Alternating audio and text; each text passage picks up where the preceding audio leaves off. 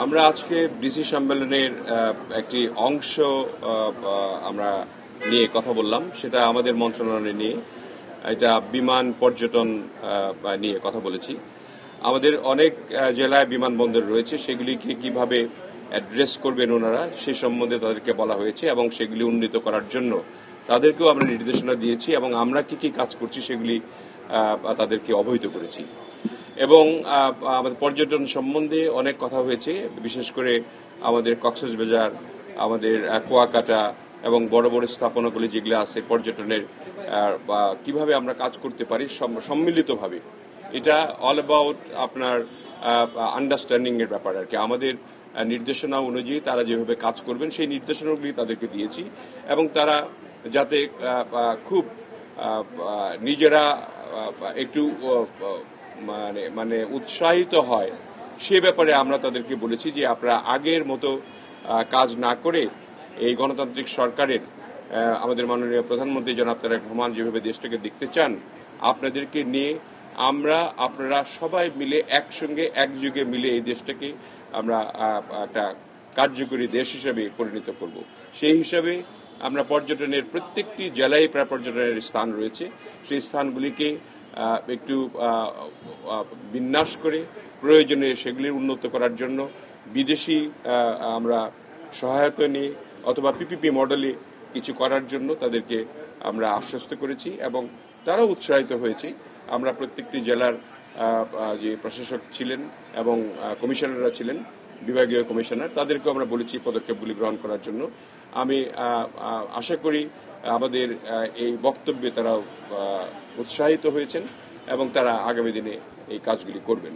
না, মনপুরা নিয়ে একজন ডিসি বলেছেন যে মনপুরাটা ভালো একটা পর্যটনের স্থান হতে পারে। সে ব্যাপারে যদি মন্ত্রণালয় কোনো ব্যবস্থা গ্রহণ করে তাহলে ডিসি তিনি সাহায্য করবেন আমাদেরকে। সে ব্যাপারে আমরা কাজ করব, মন্ত্রণালয়ে কাজ করব। সময়ের সাথে সাথে দেখা দেয় নিত্য নতুন প্রয়োজন। রেডি থাকতে হয় প্রতি মুহূর্ত। তাই এলো ইনোভার, যেন আপনি লাইফে থাকেন রেডি প্রতিদিন। Innova, designed for now. সেটা বিমানের আমরা চিন্তা করছি যে বিমানের দেখেন, বিমানে তো আমাদের পাইলট সংখ্যা কম। আবার বিমানে আমরা ইতিমধ্যেই আমরা 14টি বোয়িং এর জন্য সাইন করেছি। আমাদের বিমান বহরটি একদম আন্তর্জাতিক মানের হলেও আন্তর্জাতিক বিমান রয়েছে ঠিকই, কিন্তু আন্তর্জাতিক মানের নয়। সেই মান সম্পন্ন করার জন্য আমরা ইতিমধ্যে 14টা বোয়িং ক্রয়ের স্বাক্ষর করেছি এবং আরো কিছু বিমান আমরা লিজ করব।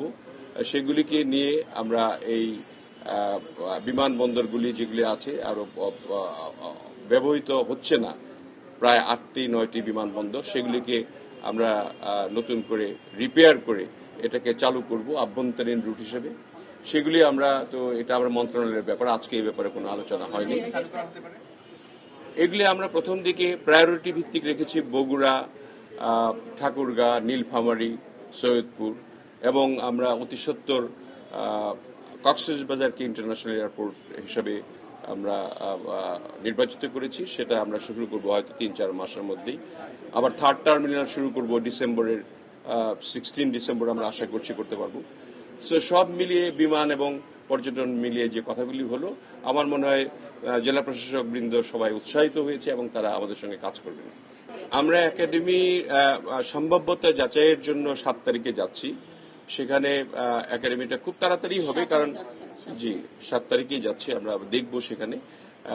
এবং শুধু এখানেই নয়, আমরা নীলফামারীতেও একটা একাডেমি আছে, ছোট্ট একাডেমি, সেখানেও আমরা চেষ্টা করব যে 2টা একাডেমি করলে পরে বিমান এর যে পাইলট আছে, একটা পাইলট বানাতে অনেক টাকা লাগে।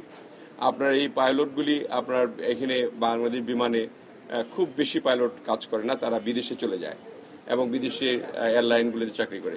যাতে করে এখানে আমরা সর্বক্ষেত্র থেকে, আগে পাইলটের একটা অংশ ছিল শুধু পাইলটের ছেলে বা পাইলটের আত্মীয় স্বজন ছাড়া মানে তারা পাইলট হতো না। এখন আমরা চাচ্ছি যে সার্বিকভাবে সবাই যাতে এই এভিয়েশন সেক্টরে আসতে পারে, পাইলট হতে পারে। তারা শুধু বিমানে নয়, বিদেশেও গিয়ে চাকরি করতে পারে এয়ারলাইন্সগুলিতে, এবং এই এয়ারলাইন্সে চাকরি করলে আমাদের বৈদেশিক মুদ্রা আয় হবে অনেক বেশি। সেই জন্য আমরা খুবই গুরুত্ব দিয়ে আমরা একাডেমি দুটো করছি।